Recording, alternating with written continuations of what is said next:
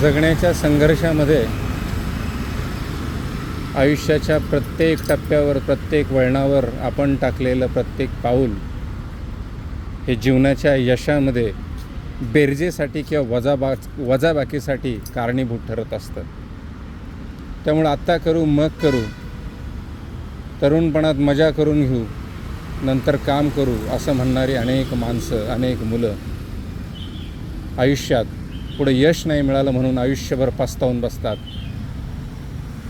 हा पश्चाताप जर होऊन द्यायचा नसेल तर ज्या त्या वयात जी ती कामं आपल्या वाट्याला येतात, जो प्रवास वाट्याला येतो, जे खाचखळगे वाट्याला येतात, ते स्वीकारून त्याच्यावर मात करून पुढं गेलं पाहिजे.